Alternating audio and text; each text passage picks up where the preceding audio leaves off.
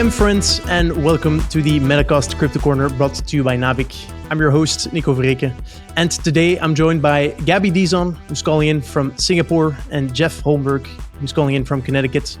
Today we're going to talk about the current state of play to earn, and what this means for specifically the bigger guilds, gaming guilds out there like Yield Guild Games. Before that, some housekeeping. If you've read the newsletter, the Naavik newsletter, which I highly recommend, you might have seen that after 1.5 years of weekly Metacast episodes, I will be stepping down as a host of the Crypto Corner, so the host of these episodes. And so we're looking for a new host to help out with that.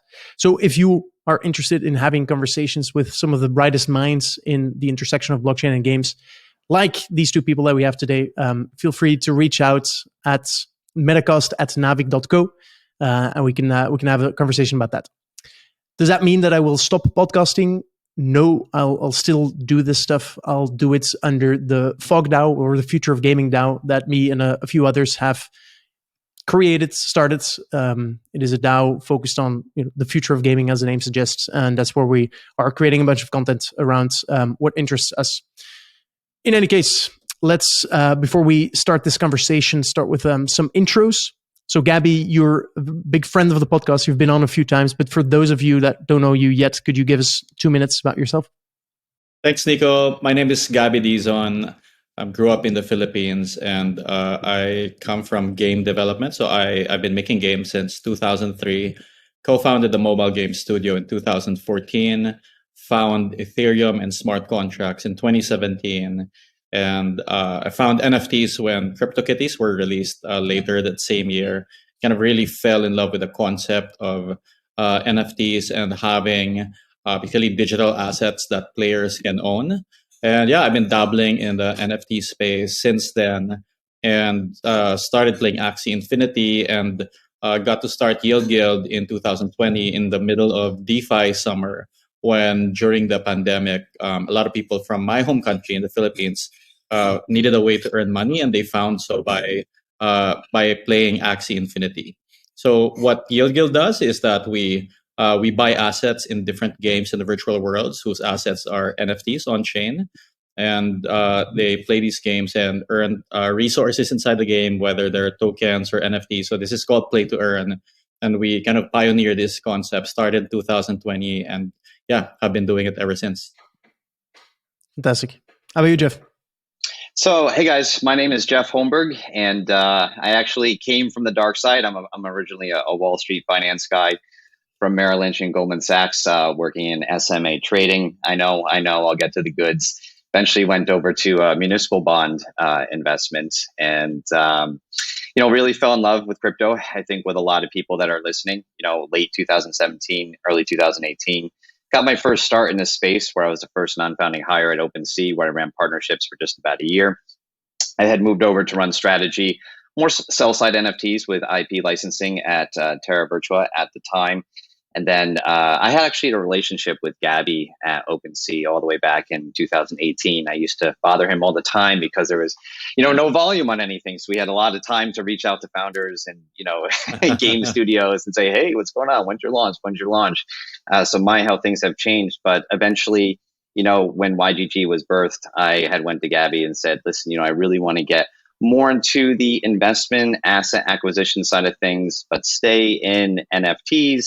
I was like, I wish I can just combine the best worlds. And he's like, boy, do I have a role for you. So this is where I am now at Yield Guild Games, where I lead and head asset acquisition and all of our partners with games that we put money into.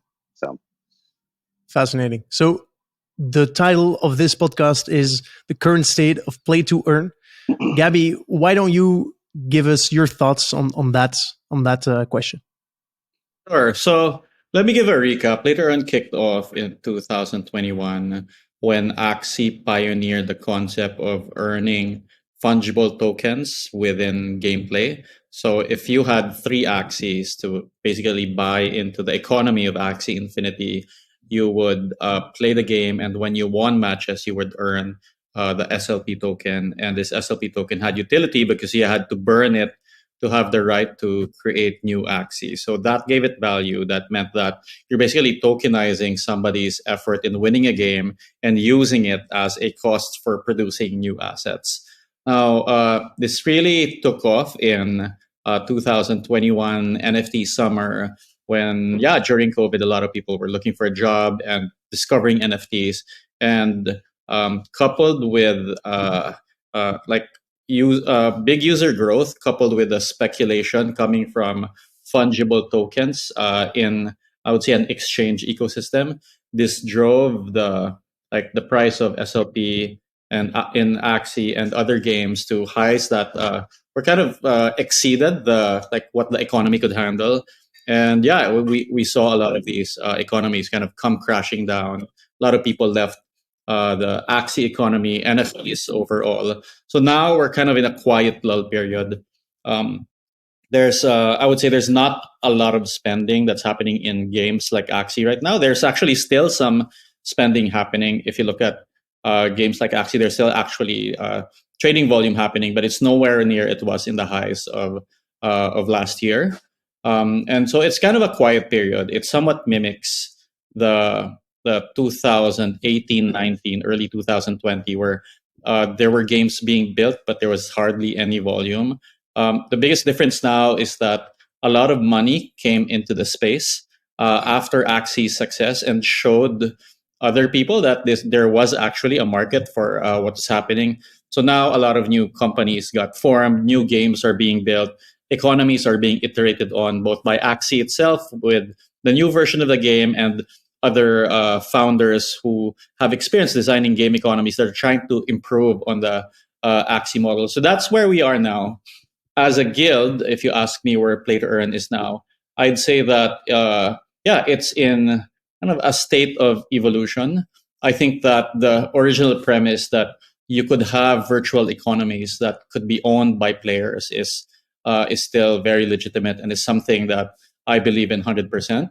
Having those players kind of run those economy, produce value, and giving that value back to the players rather than giving it either to the developer or to kind of external marketing companies for user acquisition, such as Facebook, Google. I believe this is where the future of Web3 gaming is headed. That said, I think there's going to be a lot of evolution and experimentation from the initial product market fit to see where we are. And everyone's looking for that like sustainable economy with fun gameplay that can keep gamers spending and being in these games for years. So that's currently where we're at. The YGG business model is or was you buy NFT assets and you have a community that can use or put those NFT assets to productive use. Did that business model change? So the original business model was built on top of scholarship, so asset lending for yield, and then we did revenue share on that yield. I guess the biggest difference with us is that even early on, even at the height of the summer, we didn't really use the yield that was produced for cash flow. Like we didn't want to take it out of the economy. Every SLP that we earned, we actually reinvested it back in the game. And we have other models as well. So even January 2021, we spun off a sub-DAO for an estate of land assets in a game called League of Kingdoms, which is a strategy game similar to Clash of Clans. So the gameplay happened on like very similar to Clash of Clans, like clan-based gameplay, but there was land underneath the gameplay. And if there was spending that happened on top of that land, then the landowner would get a piece of it. So we had an estate, and rather than give out or lend those land to our user base, we spun it off into a separate sub-DAO and basically gave players ownership. And the engagement there has been very high. People are governing what is happening within the gameplay, coordinating raids, governance over what to do with the yield. So that's another model that's been with the guild ever since. And now it's expanded to YGG Splinterlands, which is our second gaming sub-DAO. So we have the asset rentals, not only Axie, but other games such as Fancy Birds and Cybol have that. And we have these gaming like estate sub-DAOs where there's basically a guild overseeing governance over a bunch of assets. Great. Now I'd like to have Jeff's thoughts as well. First of all, I'm a gaming VC. I invest in games. How does your job differ from mine? That's an interesting question. And, since we operate as a DAO, we of course have to be careful answering that question as well, right? But I view YGG as more of the middlemen of the industry, right? We understand that VCs make it for an ROI perspective, an investment perspective. For us, when we are making, and if we were to use the term investment just to keep parallel activity here, we call it asset acquisition here. But when we do make plays into these games, right, we view a lot of the tokens that we are earning, and like Gabby said, when we cycled SLP back into the ecosystem, we view it as more as a customer acquisition cost in order to scale the game, scale the players, and build the player base. We feel like being the biggest Web3 gaming guild in the entire space, it is our role. It's our job to help build a foundation out of cement for these games, for instance, rather than mud.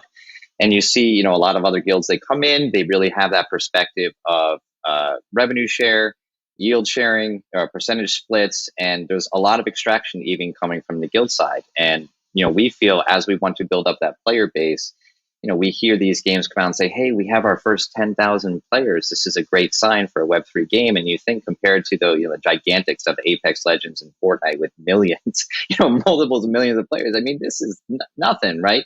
Web3 gaming is an infant in the grand spectrum of things. But without that foundational support of players that want to stick around, or guilds having a responsibility of getting into like seed level deals or asset acquisition with NFTs, it should be a responsibility for them to help build up the game, build up that foundation, and build up a much larger player base so that we're able to cycle revenues much better, right? So we view it as right now as a customer acquisition cost to bring in more players, right? Build up that foundation, obviously have the game blow up, in a positive manner so that in the future, right, we can start getting into the economic side of things where you have almost an even amount of players spending in the game than the extracting. And right now it's extracting. So the way we can be comparable with you guys is, of course, we do want to see ROI on returns, right? And so that we can consistently use that in a customer acquisition cost type of basis.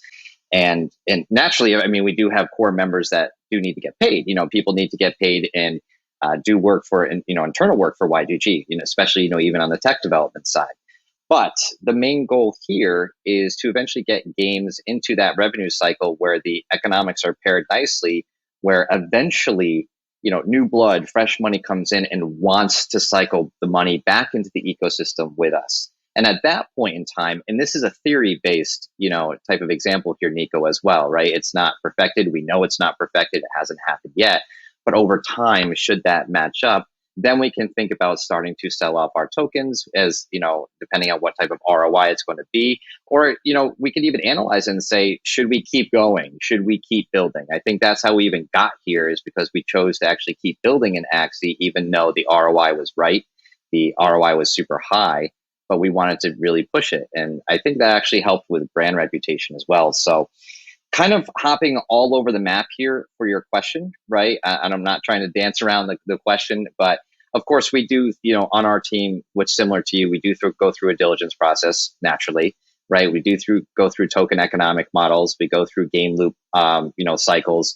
We actually currently, which is much different than Q3 of Q4 of last year. Currently, we are trying to focus mainly on current portcos as well as keeping the bar ultra high for new games that come to market. But to, like I said, jumping in the mud with these founders and actually working hands on with these token models and game loops, is similar to what you do, right? I think we want to build up something that's going to win, that eventually is going to be sustainable, while also being a slave to more of the general spot, macro market as well, right? We are one box in crypto or Web3 as a whole, alongside infra and DeFi, et cetera, right? So as the general spot market gets battered around, like gaming is going to get battered around. And, we're not there yet where we see any divergence in between like Web3 gaming, tokens for independent games versus we would for, like an index on Bitcoin or Ethereum, for instance. So, that's probably where I think our strengths lie and where our focuses lie right now, is really shaping out what could these tokens look like to the future? What could the game loops look like for the future to essentially get a more automated player base coming in, rather than having to either rely on guilds, build up like this gigantic player base in regional areas where there most commonly is going to be more extraction in other areas like the Western world, like North America. When you describe your assessment of what a game and what a game loop and what a game economy will look like in the future, am I correct in understanding that you're looking for something that could potentially become almost a new or like its own economy, where it's deep and complex with multiple players, multiple different kinds of assets? This is a great question because I want to say yes and no, right? I think there are certain games out there that can kind of teeter on the definition of being a flash game. Simplicity, right? Simplicity is key, right? We've seen that with something like a Candy Crush on mobile, right? Would you call that a very extensive economy? I wouldn't, right? It's simple. So you're going to have games like that. And then you also have to understand, like, we need to learn about cultural differences as well. When Gabby was talking about our sub DAOs, India, Japan, Eastern Europe, right? There's things in games that might look stupid to me out west, considering like what I see here in America, that might be super popular in Indonesia, right? Might be super popular in India, right? And they might be simple. So you have to take it with a grain of salt and understand who is this audience. I mean, who's going to be, who's building this game? Who are they building it for? Who's the audience, right? And what's the cycle and flow of that, right? Not everything needs to be complex as, United States Fed.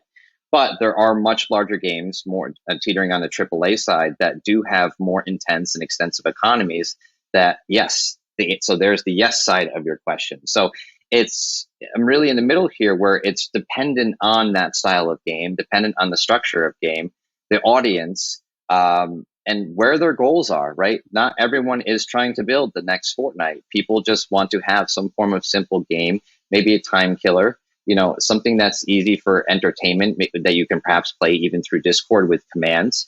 So there's a lot of games that we see that can really fit into that definition. And we've learned to really adjust our mindset to say, not everything needs to be so complex. I agree with that. And I also feel you when you say that there's a bunch of super successful games out there that you would never touch. I have the same. Right. Yes. Yeah. You mentioned that today you spend a lot of time with the companies that you've been working with, that you've acquired assets from. What is that? Could you give some practical examples on what that looks like? Well, I don't know if I can break out of stealth with that. There's a couple where we, like I said, I want to keep it pretty vague and not give too much details here. I have to be careful with the alpha, but we've seen over 1,000 games, at least since I've been here, right? And I say this phrase all the time. You see the common denominators in the space of things that are broken, the common denominators of things that work. We just take that experience and sit with these teams, because a lot of times, I think Gabby even was kind of leading towards this, that some teams will just copy and paste an Axie tokenomics, right? And that just doesn't work. Nico, you and I can't build a game and then just copy and paste someone else's economy and say, we're good to go, right?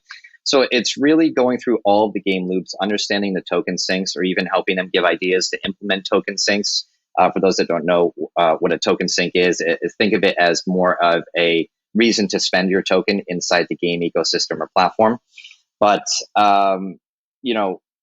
understanding where the game loops really intersect with the earning side of it is what we're very good at. I mean, we're a play to earn guild.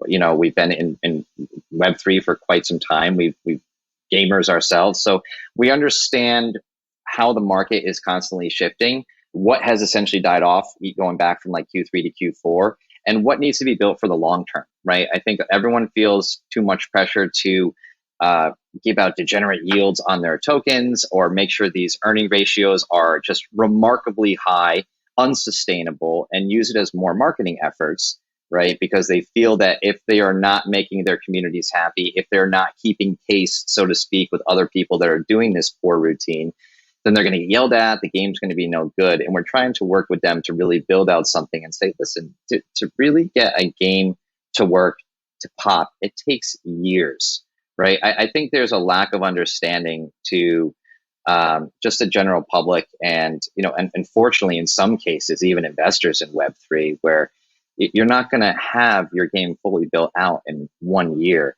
you're not going to have that game fully built out with only $1 million, unless it's like, that simple Flash game type thing, right? I'm talking more of the larger games. So we're trying to keep everybody calm, get everyone to have some patience here and really think about this from a 0 to 1 type process. Like, let's not plan this game for the next 2 months of what could work now, but let's really build this out and say, well, what is going to be the game loop? Like, where's the user start and the user end, right? And then where is the user continuation, right? We've seen that come through with like battle passes or seasons in typical like Web2 games, right? Or future packs and levels. I mean, go on forever, like how they can do expansions, but getting them through the core game loops and the core model of the game is not everyone understands how it can like adjust to the Web3 ecosystem and how it could really, the game developers have wonderful ideas for game loops, but then the token model just doesn't make any sense in it. The earnings just doesn't make any sense in it, right? The spends don't make any sense. So trying to essentially us step in and be that Elmer's glue, so to speak, and piece this all together with them, at 9:00 at night in front of the whiteboard brainstorming and letting them know, hey guys, this hasn't worked before. This has worked before.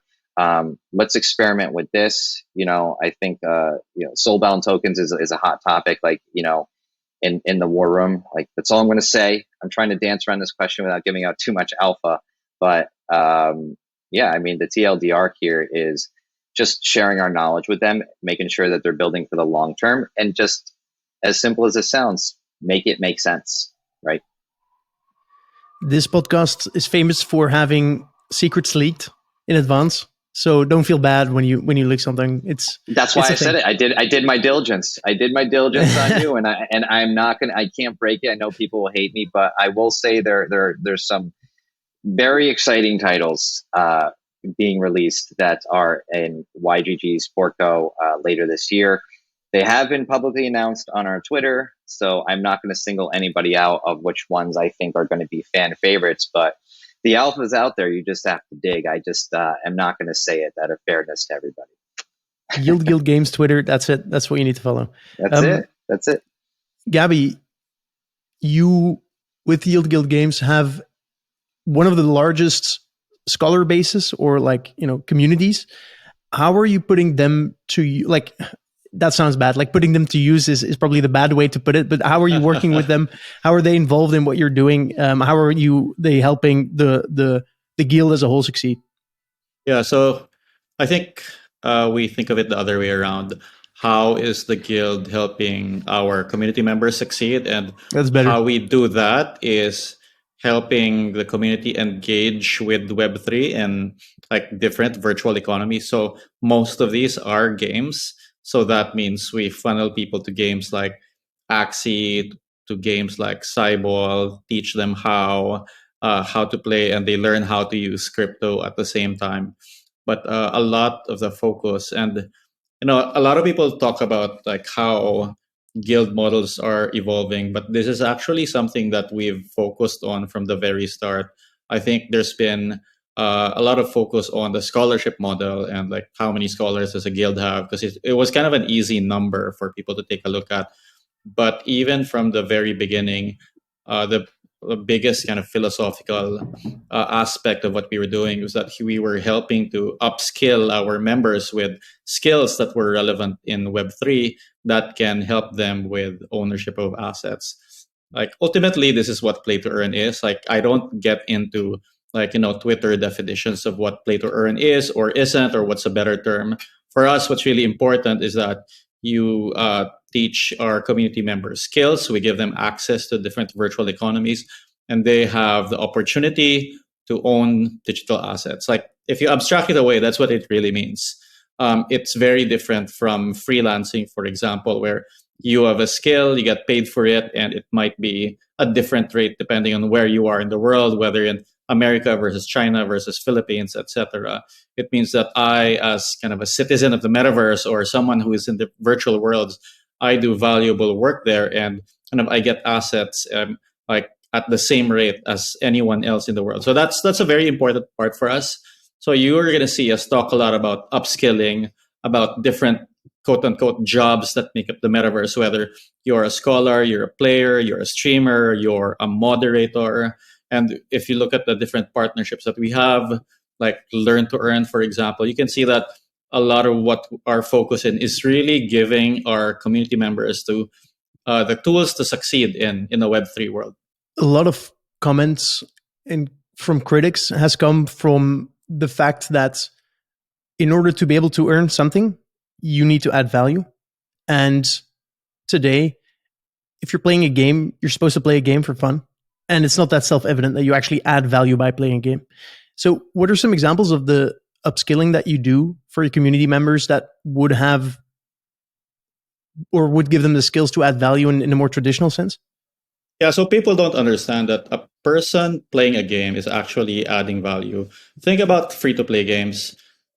Game developers are willing to spend a lot of money to acquire a user, right? A player giving ads on Facebook. And why are they willing to acquire those users? Because those users have value.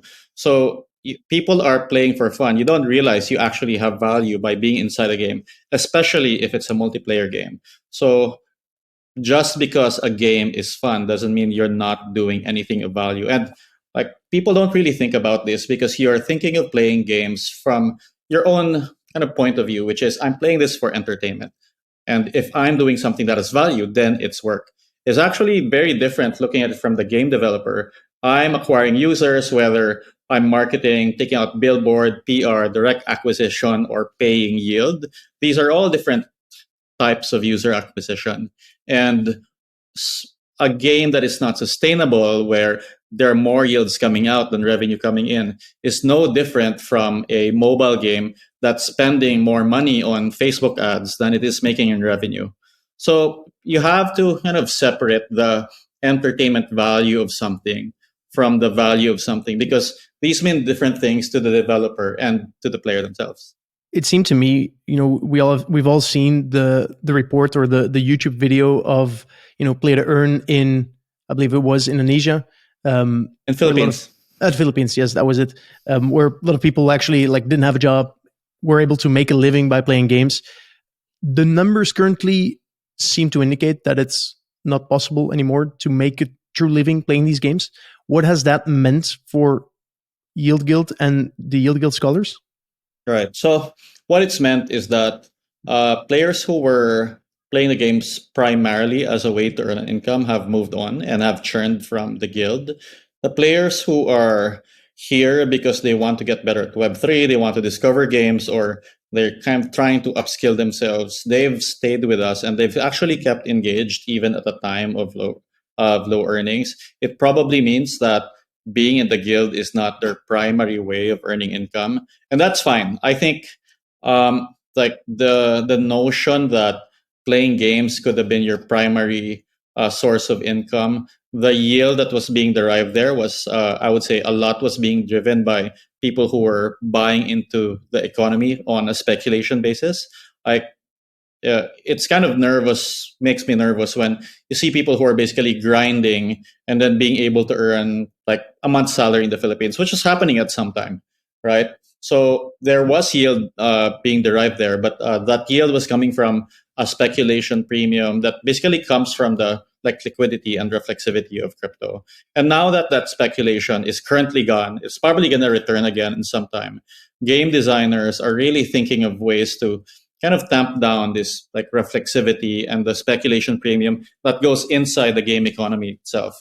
And and I think this is good. So for our guild, I would say that the core community is still there. The scholars that were relying on it primarily for income have moved on, especially as the world has opened up and jobs are available. But yeah, I think our core community is actually as strong as ever.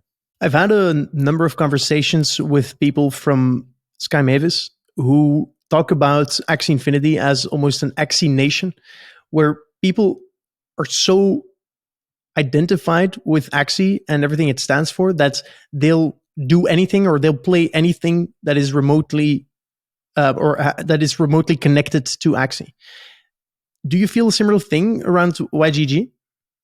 Yeah, so we have incredible amount of loyalty in YGG. I guess the difference is that it's not based on one game, but like as a community that is playing different games. So a lot of our community members primarily came from Axie, but we've actually have members that are in League of Kingdoms who have never played Axie, for example, or are really into Splinterlands and very active in governance. We also have a budding a group and sub-DAO to be formed around Illuvium, for example. But the loyalty, it kind of accrues back to the guild. And we're doing different programs such as the guild achievement program, the GAP, to kind of reinforce the level of learning that people can have within the guild. Over the past year, we've seen quite a few evolutions in what's hot, right? As you said, a lot of teams were like just copy pasting Axie Infinity's tokenomics. We've seen some advancements since then. We've had play to earn, then play and earn, play to own, and now it is apparently free to own. I still need to brush up on everything that's happening there. Jeff, you throughout that year have been looking at different games, assets to acquire. What gets you excited today? Nothing gets me more excited than a passionate founder that thinks for the long term. I know that sounds very cliche, but I think there's a lot of people that had come to market more as a money chase. I think people are coming to the market too quickly without doing their homework and understanding like what really are the nuances with Web3, especially with onboarding and player base. It's one thing if you can build an absolutely fantastic game, but it's another if you're not really understanding the pipeline for client retention, user acquisition, things of that nature to actually get the bodies in there playing. But I think what makes me excited is, like I said, teams that really think about like the what's next and what could be, right? And not take the copy and paste ideology or the similar ideas from Web 2 and just try and convert them into just like a Web 3 style of game, right? We've seen that multiples of times. Excuse me. But I think those that have put in an effort to understand the homework and try to do token design and try to build out these economies and try to build out something that's entertaining, because we understand that, if you're coming from Web 2 trying to build a game, you haven't done any token work before, right? You're so focused on what the user acquisition or the client retention was on more of the Web 2 style and ideology there. And it's completely different here. And I think those that just put in that effort and try and that are teachable, right, and coachable, and that can listen and take guidance from people that have been here or follow, like YGG, like our advice on how to get guilds involved in this and how to get guilds, retention rate on other guilds besides YGG in our sub-DAOs, right? That's what I really like. And I know it sounds simple, right? And there's a lot more, of course, to deciding if we want to partner with a game than that. But I would honestly say that's the most infecting thing, is talking to someone who lives this life, who is passionate. And I think, using the phrase, would they do this if they had to do it for free? And those that answer yes to that question are the ones that I want to back, right? You can tell very quickly those that are just gamers at heart, right? And I think there's a big difference between gamers and players, right? And you can tell those that are gamers at heart that want to build this, that want to make it succeed, treat it like a baby, and they're not really motivated by money first. They're motivated by providing a good product to actual players first. And that's very difficult for a lot of people to understand. But I think from what we've seen lately, that's probably the most exciting thing for me from more of a fundamental layer. Mm-hmm. So I speak to quite a lot of founders, ones that are still very early stage, but also a few that have been around for a couple of years. Some of them have sold NFTs or sold tokens and are now struggling because of that.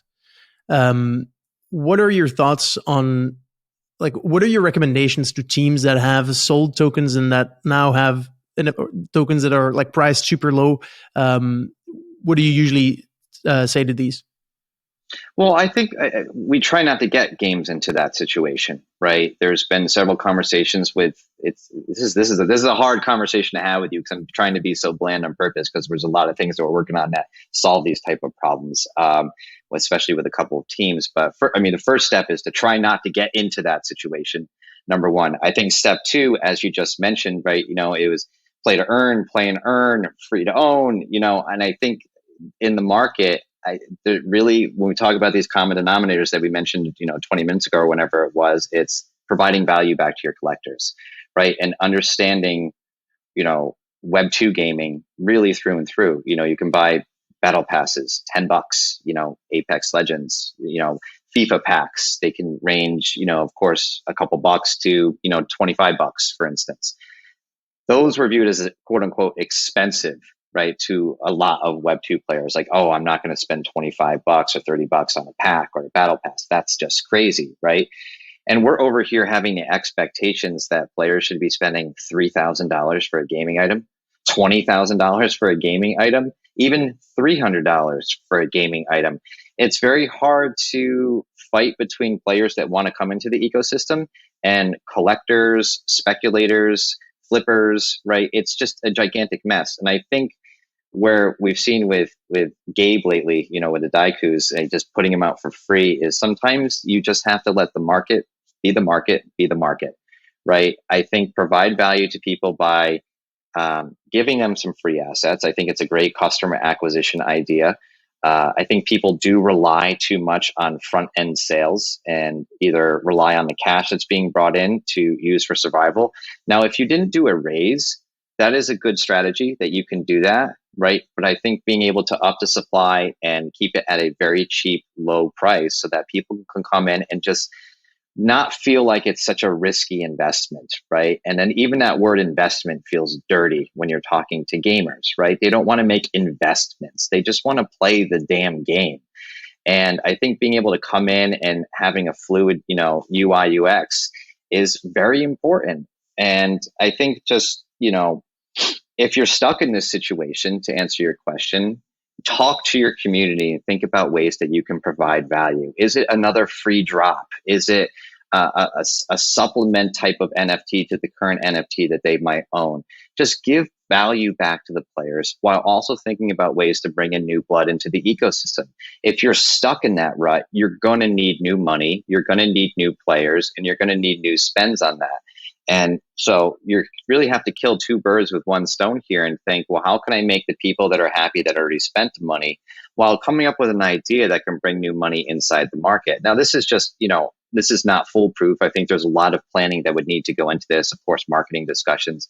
This is just like a more high level answer to your question. But I think the solution is hopefully they can work with, if they don't have VCs or they don't have angels or they don't have partners and it's just your team, okay, then, get your whole team together and brainstorm. But, usually there's a reliance on calling up your VC partner or your angel partner or your guild partner, wink, wink, and say, guys, we're stuck. We want to come up with an idea to really hit the market again. What do you think? And I think just put your ego aside and listen to the people that have been through these bear markets. Listen to the people that have been through like the roller coaster of gaming, up and downs, and try to follow the advice, right? And even talk to your community. Just being very transparent to what's going on, being very transparent with what your goals and initiatives are. You'll be completely shocked how much love and support you'll get back from your community with that. So, but at the end of the day, it's all about, in my opinion, and this might shock the world on it, but keep things cheap, right? Don't worry about so much revenues on the front end. Provide that value and just make it nice, clean, and easy for players to come in, because right now it's super clunky. And, we all would love to see 15, 20, 30 ETH floors on NFT assets. But at the end of the day, it's very selfish from us, from VCs, from collectors to think that is somewhat sustainable and that new money is going to keep coming in at, 45 grand, 50 grand an asset. And we have to put our egos aside and understand that normal price of 10, 20, even $30 is still expensive to the majority percentage of Web2 gamers. So no, you are not going to solve the equation to get billions of players to cross in that Web2 bridge into Web3 just because your asset hit a 1 ETH floor. It's actually a very bad thing, to be honest with you. And I know that's more of a contrarian perspective, but unless it's similar to like something that Gabe did, where it's like, I gave it for free. I let them try it. I let them have it. Right? Let the market be the market. Yeah. But in general, I actually have a somewhat different take on this, coming from free to play. And if you come from free to play economies, you know that like the paying users are somewhere probably between 1 to 5% of the population, and then the rest are important to the game, but they're not the ones that are paying for the experience. And what I think this industry in Web3 is evolving to is going to be kind of a mix of free to play and play to earn. And what does that mean? That means there'll be assets in the game that represent the game economy. And honestly, some of them might be worth $500,000. Some of them might be worth $1 million. Gabe was already doing this with Machine Zone at Game of War. There are people who are spending millions of dollars a year. Most people weren't, but some people will.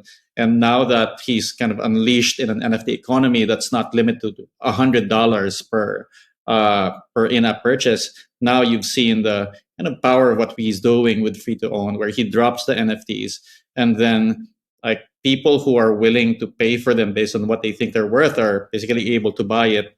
And what you're seeing now is kind of early hype based on what people think Limit Break will do. But I mean, like you're pretty sure that he probably already has the game in his back pocket. Like it might not be completely ready, but he wouldn't start tweeting out of nowhere if he didn't have a game ready. And I'm really excited to see like what that will turn out to be. I hope so too. It always seems to me difficult. So I agree with what you said, Jeff, where, you know, if you want an one ETH floor for your game assets, one of the problems that I think founders and game devs face is that you are responsible for the last person or to the last person that bought your asset. And so if someone buys one of your assets, even if you gave it away for free for like 10 ETH, or I don't even know what the floor price is of these daikus now, it is very hard. Like it creates expectations, right? If someone pays like 30 grand for an asset that's going to be used within the game, they either expect monetary rewards or they expect an unfair utility within the game. Like both of which are very hard to build a good game around. And so what are your thoughts on that? I agree with you. I just think the market has been conditioned to think like that currently. And I think in order to break out of that shell, it's going to take some time. And that's why when we've been talking with teams and thinking, don't do that, you know, unless you're really ready to provide value for that, like Gabby said, like coming from that side of the business, right? Let it grow. You know, there will be people that will pay these very high prices for these items, but these games are quite established and matured over the years, as we've spoken earlier, right? And you know, I think when you come out, and it doesn't have to be free, right? It just needs to be affordable, right? You know, and there is nothing preferred, right? I think there's different styles that could work. Like with we were talking about Gabe, like the free launch, it worked. It was great, right? For some, that might not work, right? And I think it depends on who you are and what game you're building, but that's probably a different conversation. But at the end of the day, it's just make it easy, just make it affordable, and think about who's going to be playing this, right? What is your target audience? I think a lot of people miss on that. They just conditioned to think like, I just want to get into the top 10 of OpenSea. That means I'm doing well, but it might be all collectors in London that aren't even gamers, right? So where's the target audience going? Like who's buying this, right? And this is why I think it's like a good idea to get guilds involved, right? And this is why a lot of people do come to us, because like, don't worry about the regions. We'll introduce you to our sub-DAOs. We have regions, which feels like almost every country in the world at this point. But you know, we've expanded in that out and say, listen, you can get assets into the hands and plant seeds around Earth, so to speak, for all these player bases. Keep it affordable, or we can rent them out. And you know, for players that are outside of guilds, make it feel as fluid as if they're just turning on a Web2 game. And I know I'm just kind of rambling on that, but I really want to hammer that into people's heads. Like, make it affordable. Stop this conditioning that I'm going to buy something, and that, you know, because we've seen it happen with punks or apes, or essentially some other assets out there in gaming that have gone to 20, 30 ETH at some point in time. Stop making it people want to buy this asset because they're thinking about the appreciation and value rather than the actual use case and utility of the item in game. For me, you know, like, and I've said this before, like I'm a big Apex Legends player on my free time. And if, you know, there was a special gun that I could use that wasn't super OP in the game, that I could always, for my Apex players out there, like if I could buy the Kraber, I would pay $1,000 for it to have it, right? but I spend a lot of my time playing the game. Have spent years playing that game. I mean, essentially since day one. I think it's almost 2 years, and maybe longer. Don't quote me on that. It's But more. I've my time value in the game is gigantic. And as Gabby said, right, I'm now in their core player loop, right? I'm buying the battle pass and buying the spend. And so for me to buy that high end asset is worth it. And that's where you start getting these higher prices. But just don't do it on the front end. Try to build players like me that will cycle revenue back into the economy, have a whole bunch of assets, whether that's free or cheap, that I can use and deploy to build up a career, or, build up my character, or, essentially my identity or persona in the game, and then let that appreciate. But you're not going to get new blood in like that. No way. There's a lot of game developers who listen to this. Why should they want to partner with YGG? Oh, that's how much time you have. I think from first steps, just not to be redundant here, but being able to work with YGG Core and all of our sub DAOs, you are getting player bases right off the bat, right? When you think about our YGG India, Ola GG, and Bays in Brazil, YGG, Japan, we have them everywhere, Southeast Asia. Being able to have relationships with these sub DAOs, you're able to get at least a start in a player base in all these different countries around the world, right? So you are starting with a certain base level of player. Is that strong enough? Not really, right? I mean, we're not buying 4 million assets, in each game. We're not going to be like the sole player base in the game, nor would we want to. That would be super OP for us. But like I said before, earlier in the conversation, like, you are getting the experience and attention from us to work with us, where we want this to be built on cement and not on mud, like I said. And we will work with you with the token econ. We will work with you with these game loops like we've been doing. And we will introduce you, if we need to albeit other guilds, VC relationships. I think it's been a pretty big one lately, given in this market. There's been several people that have been doing more secondary raises or even bridge raises. I think that's definitely a key value, because we are that middleman, like I said in the beginning of the conversation, in between like VCs and, just being like a guild. But I think that's probably the highest value prop for us, is just the fact that we aren't going to write a check or pick up some assets, pat you on the back and say, we like you, good luck. Is we want to be part of that team. We want to wear those hats with you. We want to bring in more team members to really understand your process and just help you get this off the ground. And this is partially the reason why we've even slowed down our partnerships into these games, is because we want to make sure that we have proper bandwidth and attention for our current porcos, right? We do understand that not everyone has immense amount of time on their hands to sit with teams 3 to 5 times a week, and especially if you have over 50, porcos to deal with, it's impossible.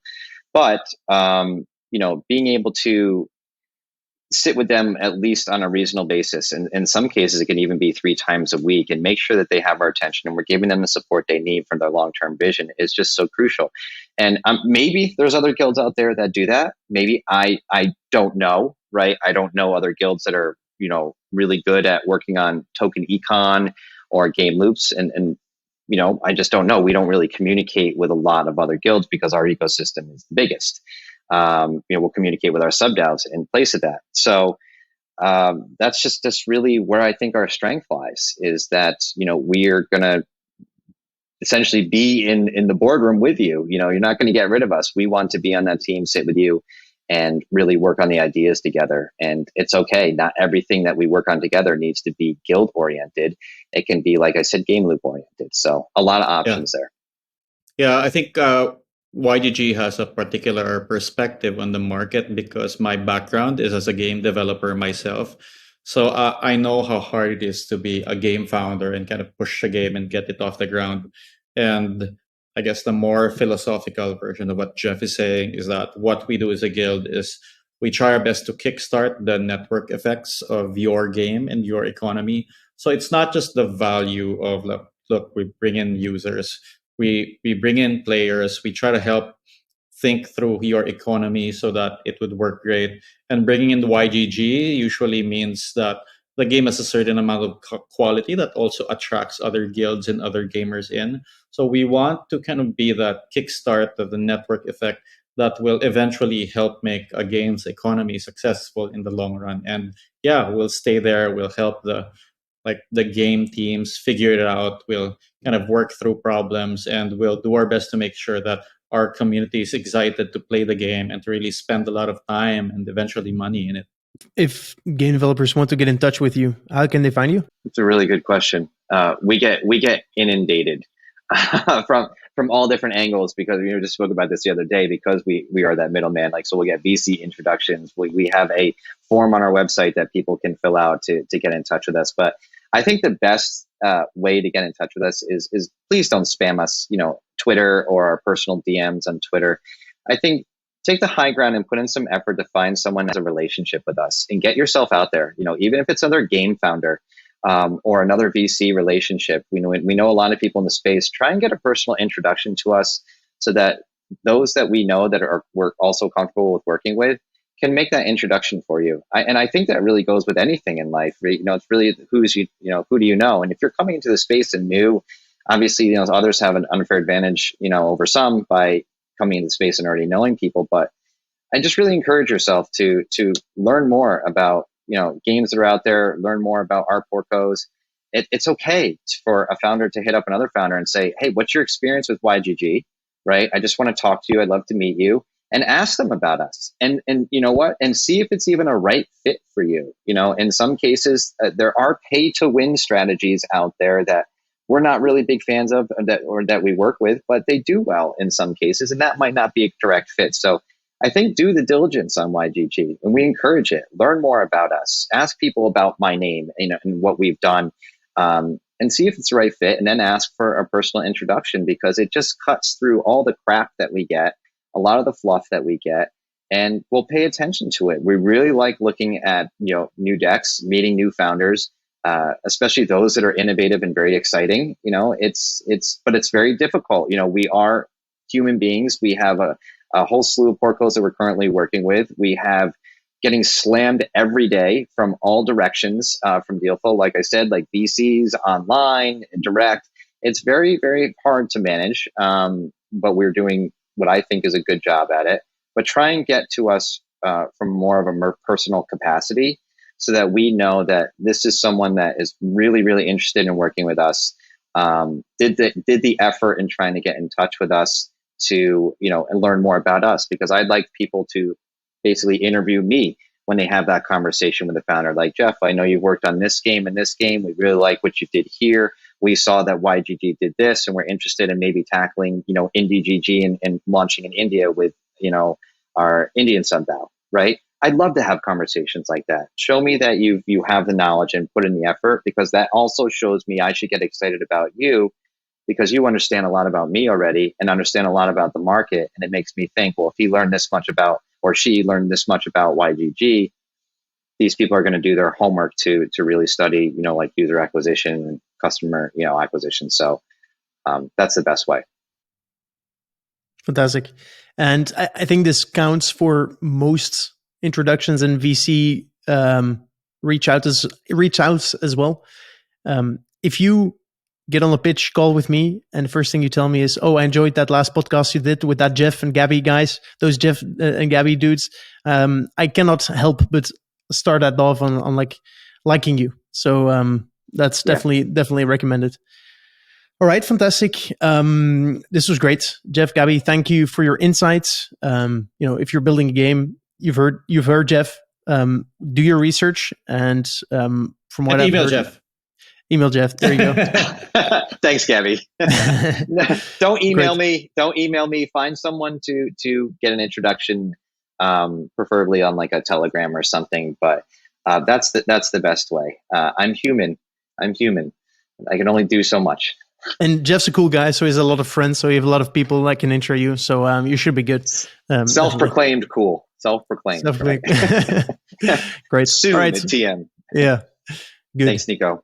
Jeff, Gabby, thank you so much for being here. This was great. Listener, I hope you enjoyed it as much as I did. I hope you learned a lot. If you're building a game, again, keep doing it. We love games, and we want to see as many games in Web3 as possible. Be innovative. Do new shit. The Axie tokenomics, maybe try something new. And come talk to us. All right, with that, we are out, and we look forward to speaking to you in the next episode. Ciao.